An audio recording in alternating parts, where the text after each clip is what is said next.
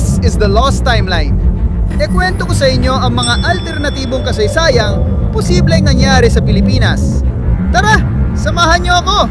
Naalala niyo pa ba si President Ramon Magsaysay?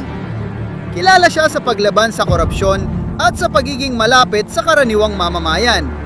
Nagbigay ng inspirasyon ang kanyang pamumuno sa malawakang reforma sa buong bansa.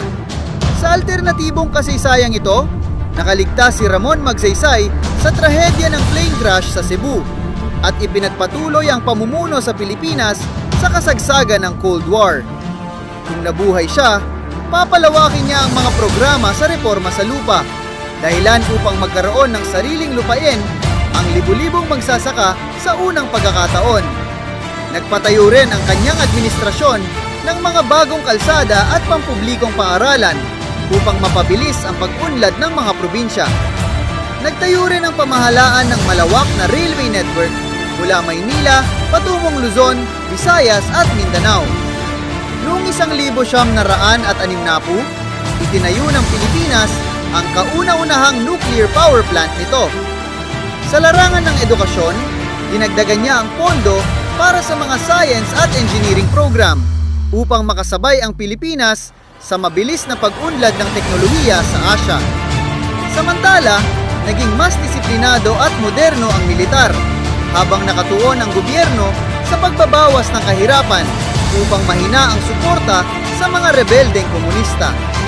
Dahil sa katatagang pampulitika at lumalakas na ekonomiya, nagsimulang dumagsa ang mga dayuhang mamumuhunan sa bansa. Pagsapit ng dekada 1960, unti-unting naging isa ang Maynila sa mga pangunahing sentro ng kalakalan at industriya sa Asya. Sa timeline na ito, naging mas matatag ang demokrasya sa Pilipinas. Nang maging Pangulo si Ferdinand Marcos, hindi na ideklara ang martial law dahil mas malakas ang ekonomiya, mas mababa ang kaguluhang panlipunan at mas mataas ang tiwala ng publiko sa pamahalaan. Pagsapit ng dekada 1970,